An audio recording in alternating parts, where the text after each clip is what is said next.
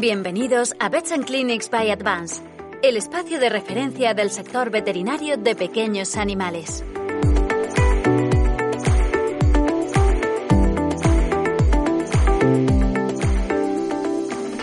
Hola, buenos días, bienvenidos a todos, sé que es temprano y gracias por estar aquí. Entonces yo os quería hablar hoy de, como ha dicho Liz, de la tomografía digestiva y hepatobiliar. Y como veréis hay como un subtítulo que es nuevas técnicas y está resaltado entre comillas porque como veremos son técnicas que están descritas en medicina humana, pero en cuanto a veterinaria pues las estamos empezando un poco a introducir ahora. Y como esto va de imagen, pues lo primero que quiero poneros es un vídeo de un estudio de tomografía, son cortes transversales en ventana de tejido blando y en postcontraste. Como vamos a hablar de digestivo y de hepatobiliar, me gustaría que os fijarais un poco en esto. Os voy a ir señalizando y vamos a ir viendo, ¿de acuerdo? Nos fijamos aquí en el esófago, que prácticamente no hay luz. Ahora aparece aquí vesícula biliar muy pequeñita, estómago con algo de gas, pero el resto está completamente colapsado, con pliegues. Aquí empieza a aparecer el colon con gas y contenido. Y aquí ya empiezan a aparecer los intestinos delgados, pero prácticamente colapsados. No podemos valorar la luz. Más colon con heces, intestino delgado, colon con heces. Entonces, llegados a este punto, os lanzo una pregunta. ¿Podemos valorar el sistema digestivo y hepatobiliar con el TAC simplemente con contraste intravenoso?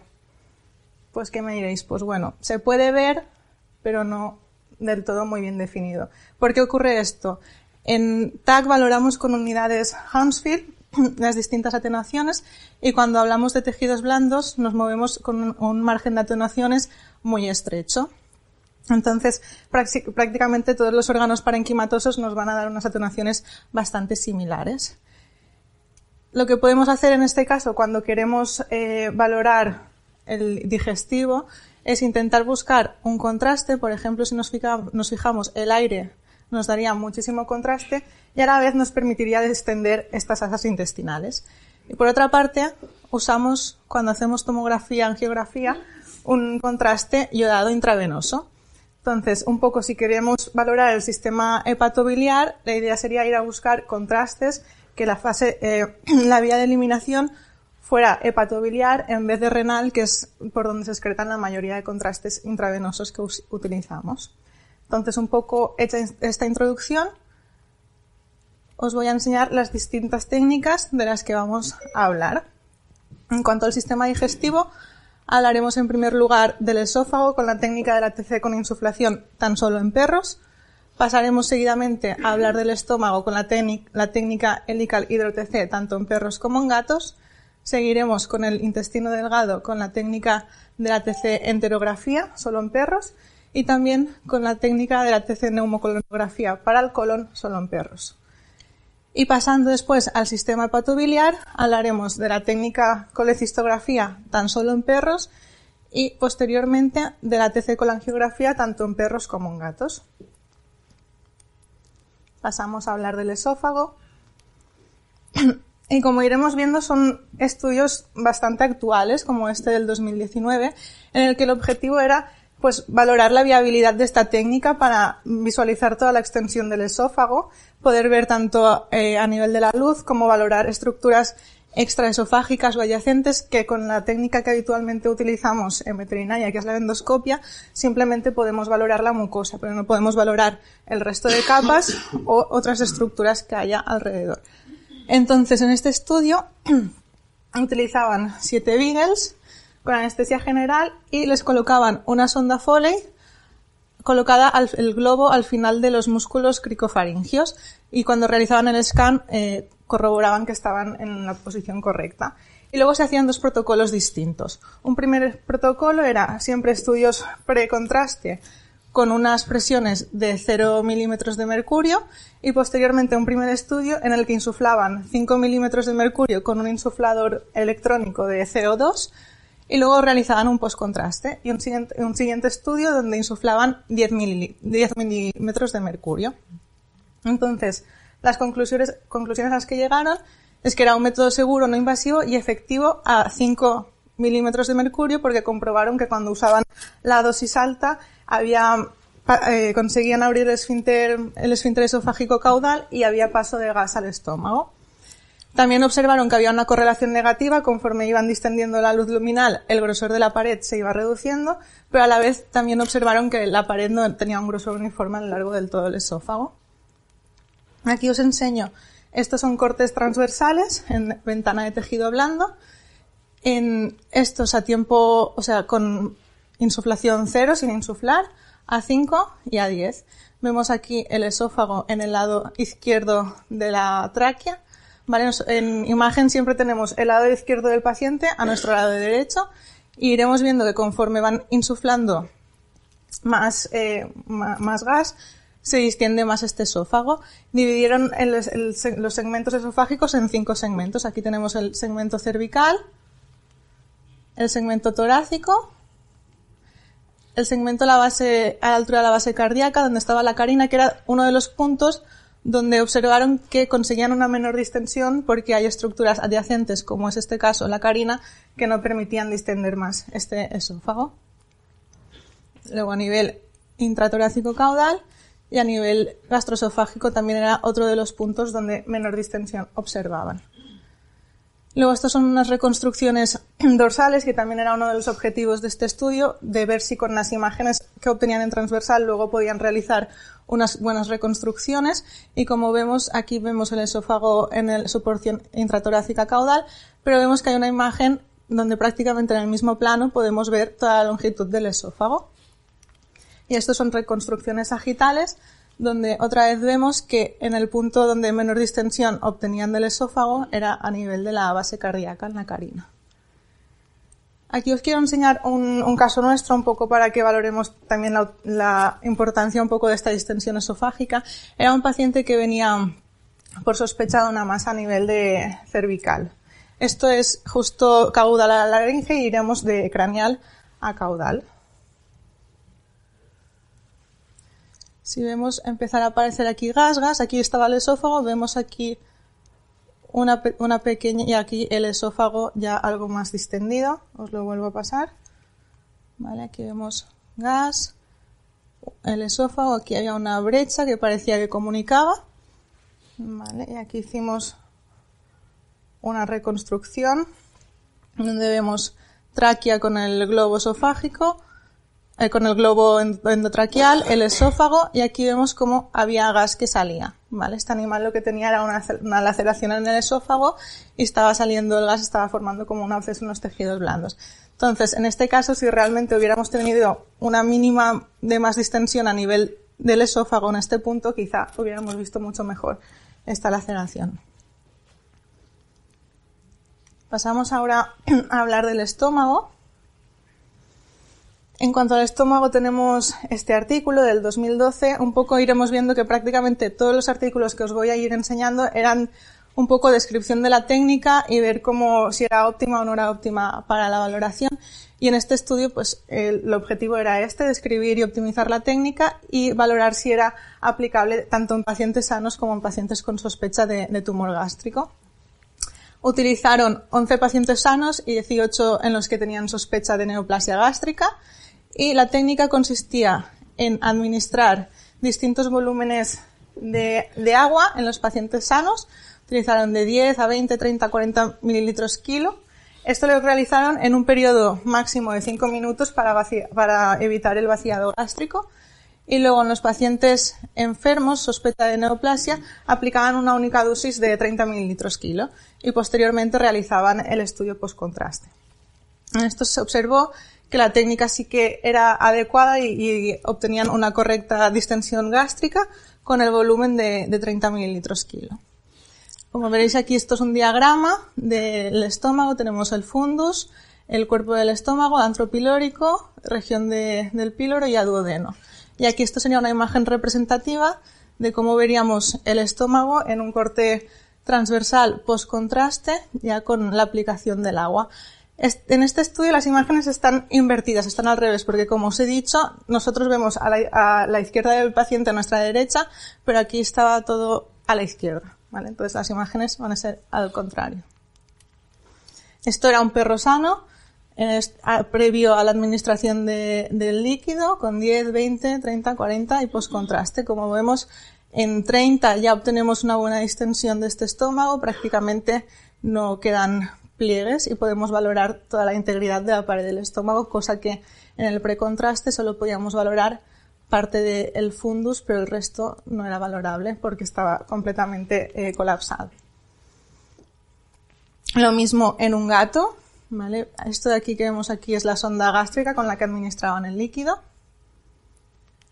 Y aquí os presento los dos casos de los que tenían sospecha de patología. Esto es un perro con un carcinoma gástrico. En el precontraste vemos que parece la pared de la curvatura mayor engrosada y también vemos como una irregularidad de la curvatura menor. Y sin embargo, cuando realizamos la técnica con unos 30 mililitros kilo, la curvatura mayor es completamente lisa, no hay patología, y sin embargo sí que se delimita bien esta lesión focal, este engrosamiento en la curvatura menor. Y aquí abajo tenemos un gato con linfoma gástrico, aquí otra vez la sonda. En el precontraste vemos que hay como todo un engrosamiento circunferencial a nivel del fundus y del cuerpo del estómago, y en el postcontraste y con la distensión vemos que sí realmente estaba este engrosamiento a nivel del fundus y un poco que se iba hacia el cuerpo, y además tenía como un realce heterogéneo.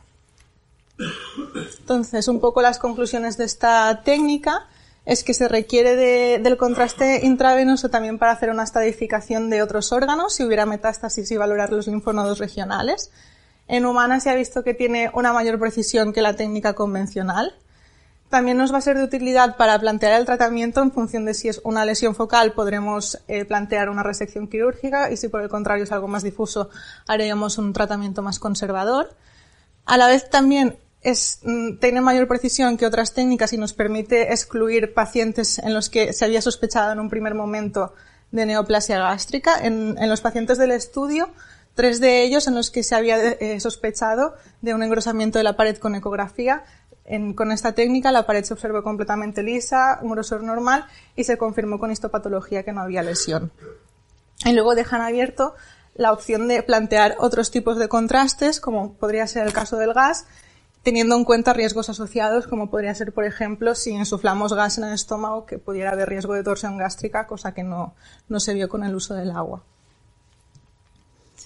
Luego esto es una revisión del mismo grupo de trabajo que había hecho el anterior artículo. Revisaban todas las técnicas de imagen y la endoscopia para la detección de tumor gástrico.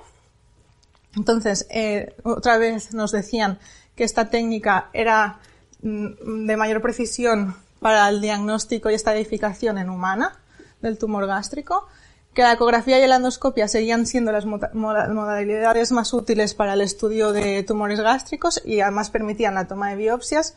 La radiografía estaba en desuso por su baja sensibilidad, al igual que la radiografía de contraste. La ecografía endoscópica en veterinaria es de uso limitado y dejaba entreabierto la opción de que la tomografía y la resonancia pues podían ser útiles en un futuro. Pasamos ahora a hablar de intestino delgado en el perro con la técnica de la TC-enterografía. Es una técnica no invasiva que nos va a permitir evaluar el grosor total de la pared intestinal. Además, como hemos ido diciendo, la tomografía es una técnica que nos permite evaluar el resto de estructuras adyacentes, valorar cómo está la vascularización, valorar también si hay isquemia en el intestino delgado. Podemos usar tanto contraste negativo como neutral, que vendría a ser agua, o atenuaciones similares al agua. Y entonces aquí a mí me resultó interesante hacer una búsqueda en PubMed de poniendo Computed Tomography Enterography cuántas publicaciones me salían. Me salían 453, la más reciente es de ahora del 2020 y muchas de ellas están enfocadas en humana a la patología de Crohn. Y sin embargo, cuando ponía veterinaria solo me salían 2 publicaciones. Esta en alpacas y llamas y de la que os voy a hablar ahora. Esta técnica, otra vez, era determinar la técnica y evaluar si era útil para la extensión luminal, y lo que usaban era una solución de lactulosa. Utilizaron 15 perros que dividieron en 3 grupos. Un primer grupo control, luego un grupo de administración en bolo, que eran 5 perros de este primer grupo control, Y por último, 8 perros a los que se administró la solución de manera continua.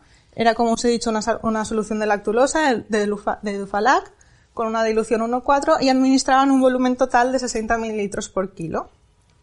En lo que observaron, las conclusiones a las que llegaron es que era una técnica válida, realizada a los entre 0 y 20 minutos con la administración continua, ¿vale? Administraban el volumen de solución con una sonda nasoesofágica durante 45 minutos a este volumen, a 60 mililitros kilo, y observaban que había una buena distensión luminal. Aquí hacían una evaluación cualitativa de cómo era esta distensión en función de los segmentos intestinales que veían distendidos. Esto sería un paciente con una distensión pobre, donde menos del 40% de los segmentos intestinales estaban distendidos. Una distensión buena, entre el 40 y 70, y aquí, como vemos, una distensión óptima. Tenemos todos los segmentos intestinales correctamente distendidos. Y también hacían una división en segmentos intestinales, ¿vale? Que vamos a ir viendo. Aquí os enseño pacientes del grupo bolo a distintos tiempos y pacientes del grupo continuo. Esto era el segmento del duodeno descendente, aquí a los 20 minutos, y aquí a tiempo cero de realización del estudio. Vale, el estudio era, una vez administraban el contraste, iban haciendo distintos estudios cada 10 minutos durante 1 hora. Esto era el duodeno ascendente, a 40 y a 10, y el 1 a 40 en el grupo bolo y a 20 en el grupo continuo, y el ilion. En el ilion sí que se vio que en el grupo bolo no había una correcta distensión, aún a tiempos muy prolongados. Y esto no es un artículo, sino que es un abstract del EBD Annual Meeting del 2011, en el que se planteaban algo similar, pero en vez de lactulosa era con el uso de leche entera. ¿Vale? Administraban a 5 perros sanos 10 mililitros kilo de leche entera. Los tiempos no estaban muy estandarizados, decían de entre 30 y 90 minutos. Los comparaban con un TC angiografía y valoraban distintas cualidades, como era la distensión. En este caso hacían una escala de 4 puntos. También valoraban el realce de la mucosa y la distensión del lumen y la mucosa. Y llegaron un poco a la misma conclusión, que era una técnica que aportaba mejor realce de la pared intestinal, mayor visualización de la mucosa y una mayor distensión luminal en comparación a la otra técnica. Entonces, un poco las conclusiones de esta técnica es que sí que resulta útil para la evaluación de la patología del intestino delgado, nos permite detectar si hay engrosamientos de la pared y valorar asimetrías en esta pared, y a la vez también permitía una mejor visualización de la atenuación de la pared intestinal. Por otra parte, pues el gran problema que nos encontramos, que no hay unos protocolos estandarizados. Entonces se tiene que empezar a estandarizar protocolos, ya sea con la técnica de administración y el volumen, así como las tasas de dilución, valorar posibles factores que pueden afectar en este grado de distensión, valorar también el uso de fármacos procinéticos que pudieran ayudar o no, y luego estandarizar también los tiempos. Pasamos ahora a hablar del colon. Con la TC colonografía. En humana es la técnica de screening para el cáncer colorectal, es una técnica de mínima invasión. Las indicaciones en humana son cuando la colonoscopia no ha tenido éxito, no ha sido exitosa, cuando quieres valorar estenosis o el colon proximal, que es fragmentos con la colonografía no llegaríamos, o cuando hay contraindicaciones por el paciente o el mismo paciente rechaza el uso de la colonoscopia. Para esta técnica es muy importante la correcta preparación del paciente. Tenemos que tener un colon sin restos de heces, tenemos que hacer una buena limpieza del colon, tenemos que conseguir una correcta distensión luminal y también pues plantearse el uso de agentes antiespasmódicos que en humanas sí que se utilizan. Un poco aquí hice lo mismo que os he comentado con la enterografía de la búsqueda de artículos, y en humana me encontré con casi 2.400 artículos, y en cambio en veterinaria solo había 2, que son de los que os voy a presentar ahora. Previamente a presentaros los artículos que sí que hablan de la técnica de la neumocolonografía, anteriormente apareció este case report en el 2013 de un caso de duplicación colónica en un cachorro, ¿vale?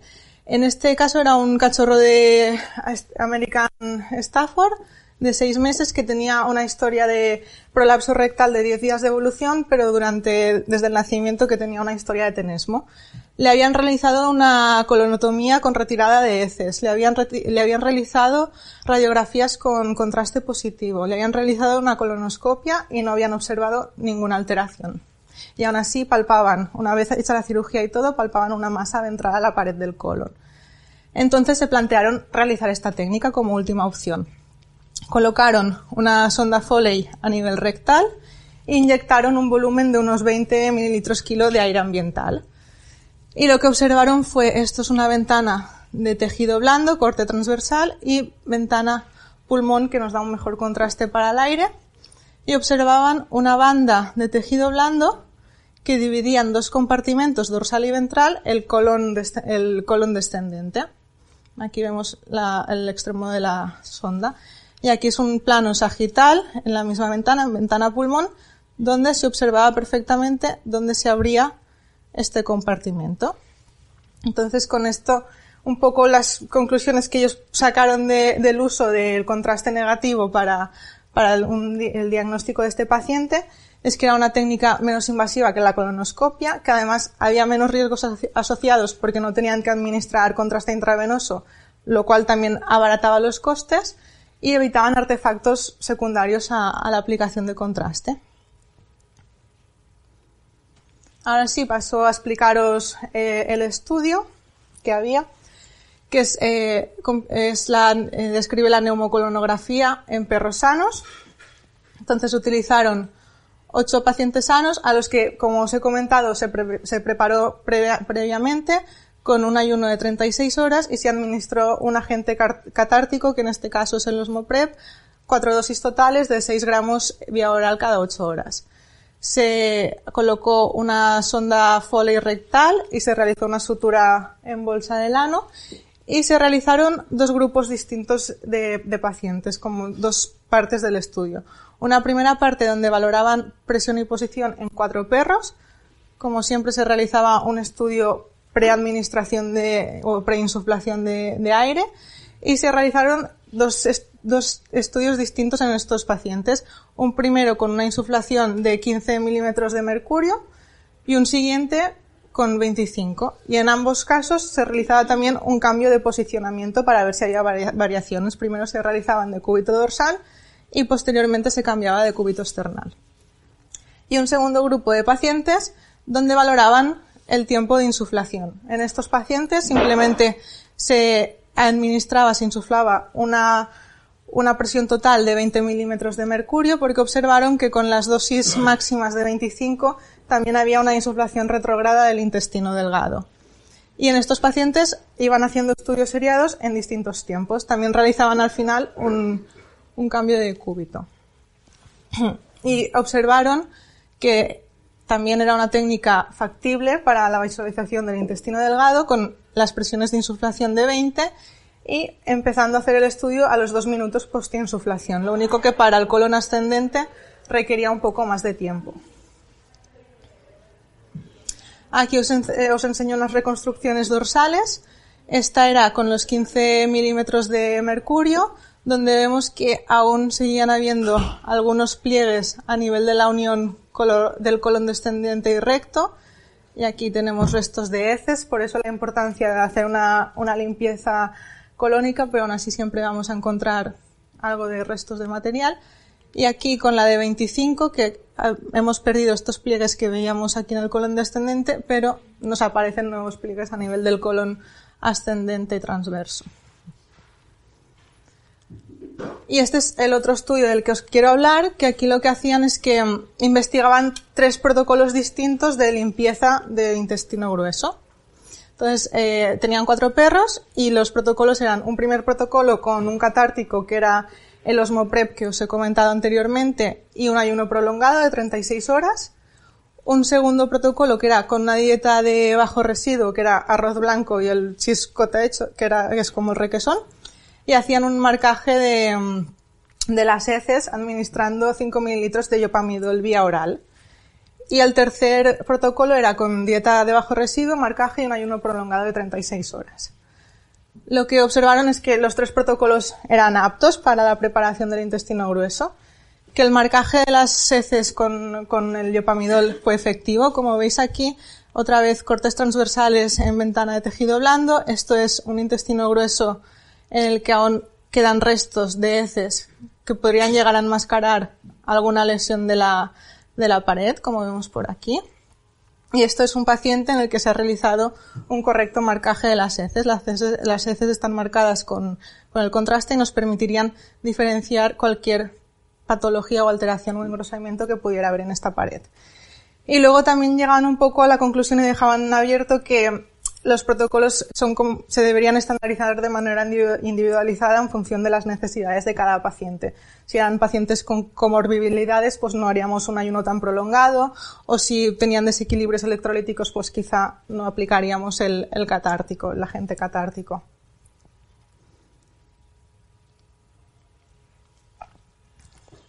Ya hemos dejado a un lado el sistema digestivo y vamos a pasar a hablar del sistema hepatobiliar.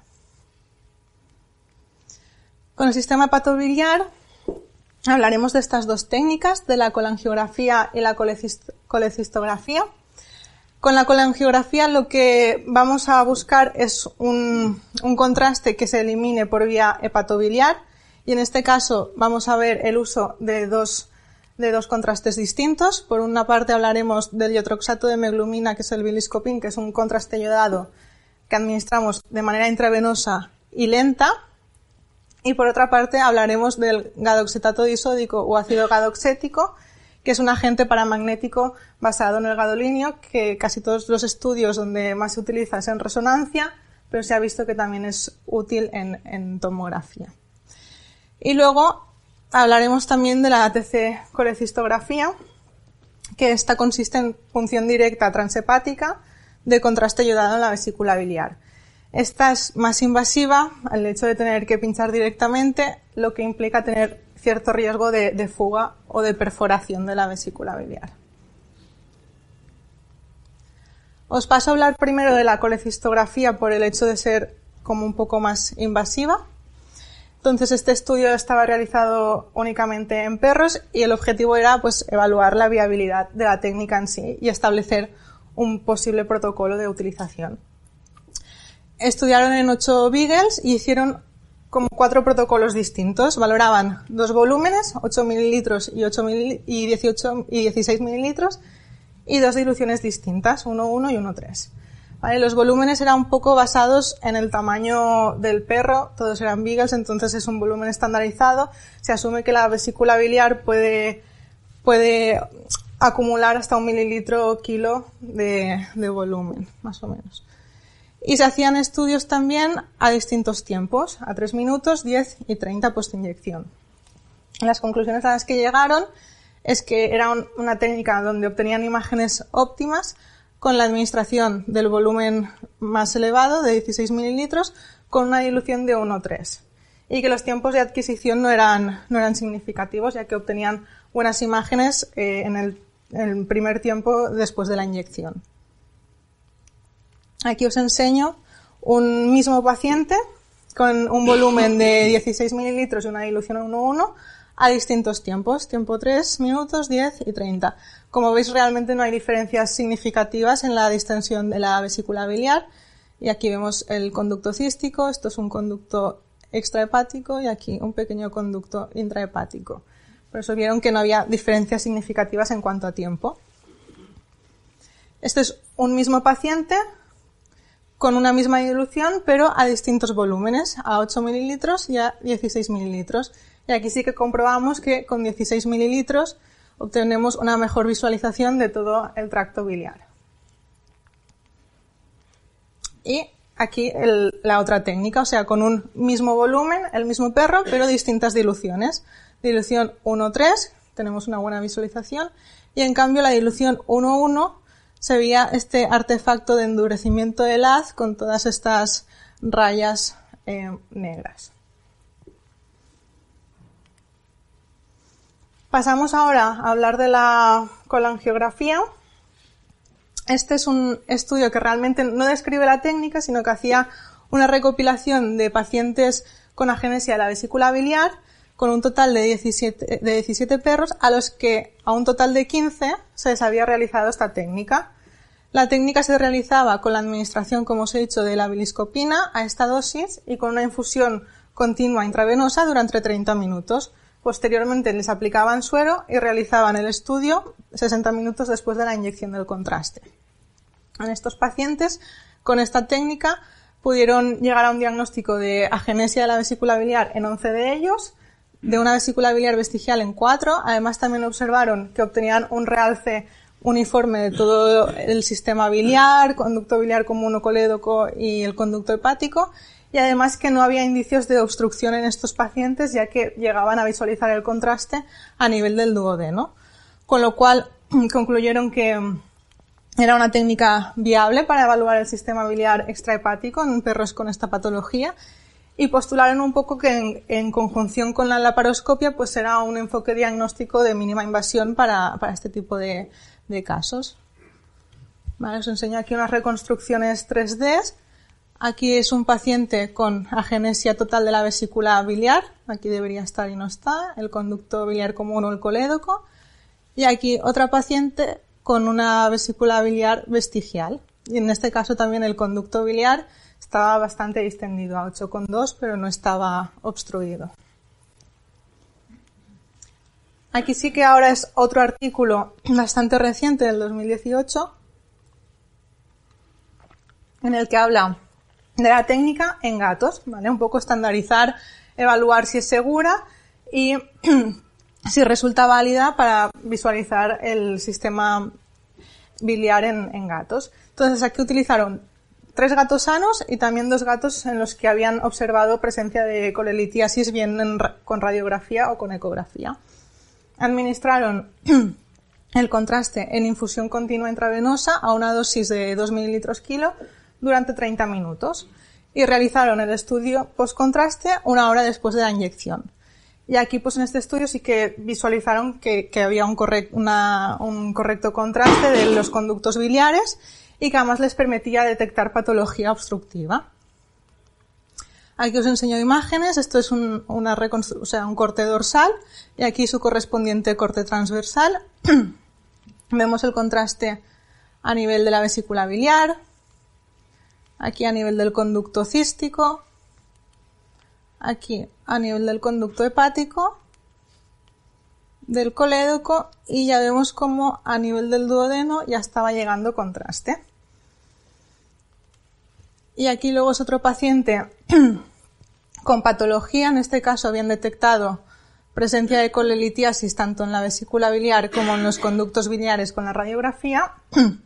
Y aquí vemos cortes transversales, estos dos, y un corte dorsal. El paciente estaba en decúbito dorsal, entonces vemos que se acumulaba, estos eran los colelitos, ¿vale? Acumulados en la vesícula biliar, bien los conductos hepáticos. Aquí lo mismo en la vesícula biliar, pero en este caso no se observó contraste en ninguna de las imágenes, con lo cual llegaron a una conclusión en este caso de que este paciente estaba obstruido, se fue a quirófano y confirmaron la obstrucción. Y este era otro paciente en el que previamente en la radiografía a nivel hepático no se observaba ninguna alteración. A nivel ecográfico sí que detectaron colelitiasis. Vemos aquí los colelitos en la vesícula biliar, pero en este caso no resultaban obstructivos porque, como vemos, sí que se observó el paso de contraste al colédoco y su llegada al duodeno. Igualmente este paciente fue a quirófano y se confirmó que realmente no era obstructivo. Y ahora pasamos a hablar también de la colangiografía, pero con el otro tipo de contraste, con el agente paramagnético, con el ácido gadoxético. Lo mismo, son estudios que el objetivo es un poco describir la técnica, evaluar si resulta útil. Entonces, aquí evaluaban el efecto de la dosis, también querían determinar a qué tiempo era el correcto para obtener una mejor visualización, y también hicieron como una segunda parte del estudio para valorar si la técnica podía ser aplicable en pacientes sedados que no requisieran la anestesia general. Utilizaron 8 perros sanos, 4 los destinaron a la primera parte del estudio en la que aplicaron distintas dosis, siempre separados una semana entre estudio y estudio, y valoraron distintos tiempos de realización del TAC. Y también valoraban un cambio de posicionamiento del decúbito. Y luego otros 4 perros para valorar si se podía hacer esta técnica en pacientes sedados con la dosis alta y el tiempo, un único tiempo a los 85 minutos post administración del contraste. También valoraban este cambio de decúbito. Entonces, vieron que era una técnica factible en perros sedados, que había una mejor visualización cuando aplicaban la dosis alta de contraste y que donde obtenían una mejor visualización del sistema biliar era a partir de los 65 minutos post inyección del contraste. Aquí os enseño, estas son como reconstrucciones en máxima intensidad, un corte transversal y un corte sagital. Este paciente estaba en decúbito external y vemos que el contraste se va a la posición no dependiente de la vesícula biliar, ¿vale? Porque el contraste tiene una menor densidad que la bilis, por eso se va a la porción dorsal. Y vemos que nos dibujaba correctamente el conducto cístico, conductos hepáticos, otra vez conducto cístico, colédoco. Aquí valoraban también los distintos grados de visualización, pacientes en los que no se llegó a visualizar contraste, otros en los que sí, pero la visualización era muy pobre. Aquí vemos un paciente con una visualización buena, pero no permite delimitar correctamente los márgenes de estas estructuras. Y aquí sí que un paciente con una excelente visualización de la vesícula biliar. Y aquí un poco lo que os comentaba del cambio de decúbito por la densidad del contraste, ¿vale? Vemos que al cambiar del decúbito, el contraste se va a la porción no dependiente del paciente. Y el mismo grupo de trabajo se planteó hacer lo mismo con gatos. En este caso, en vez de 2 dosis, evaluaron 3 dosis. También determinaron el tiempo de adquisición y también realizaban un cambio de decúbito. Lamentablemente, a diferencia de los perros, en este caso, las conclusiones fue que no obtuvieron ningún resultado excelente a ninguna de las dosis, que sí que se podía realizar de forma segura esta técnica en gatos porque nos daba un buen realce del parénquima hepático, pero sin embargo no nos permitía visualizar correctamente el tracto biliar. Como vemos aquí es un mismo paciente en el estudio precontraste y postcontraste a la dosis alta, a un tiempo de 65 minutos, y prácticamente, como vemos, sí que hay cierto realce a nivel del cuello y del conducto cístico, pero es muy leve. Lo mismo que aquí a nivel del colédoco y duodeno, prácticamente el realce es muy leve. Y aquí comparamos, son 2 pacientes distintos, ¿vale? En el precontraste, a la dosis baja, en este paciente quizá hay un poco más de realce que en este otro. A la dosis media, lo mismo, sigue habiendo un poco más de realce en este paciente. Y a la dosis alta, hay un poco más de realce, pero no es un realce óptimo. Entonces, las conclusiones un poco de esta técnica es que para la colangiografía, el diotroxato de meglumina o el biliscopin nos aporta una buena visualización del tracto biliar tanto en perros como en gatos y es una técnica fácil y segura de realizar. En cambio, el uso del ácido gadoxético nos da buenos resultados en perros, pero es una técnica eficiente en el uso en gatos para visualizar el sistema biliar. Y por otra parte, la colecistografía nos da unas imágenes muy buenas en perros, pero tenemos el riesgo de que es una técnica invasiva y puede haber riesgo de fuga. De hecho, en el estudio que os he presentado, en un 30% de los pacientes se vio una leve fuga a los 3 minutos de realizar el estudio, que resolvió en 24 horas sin tener que hacer nada más. Entonces ya hemos llegado al final de esta charla y lo que un poco quería que os llevarais para casa después de todo lo que os he explicado es que los contrastes negativos o neutros nos van a ser útiles y nos van a permitir tener una mayor distensión del tracto digestivo, tanto esófago como intestinos, que el uso de contrastes con una excreción hepática nos va a aportar buenos resultados y hemos visto que quizá más en perros que en gatos.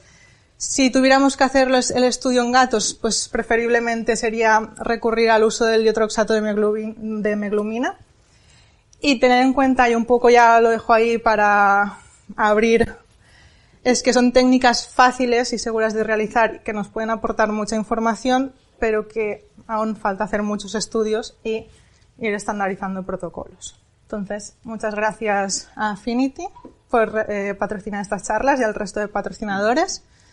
Y si tenéis cualquier duda, pues me escribís. Gracias a todos.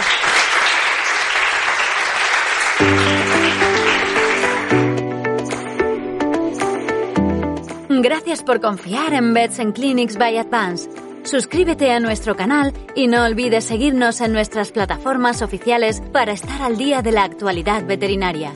Te esperamos en el próximo episodio.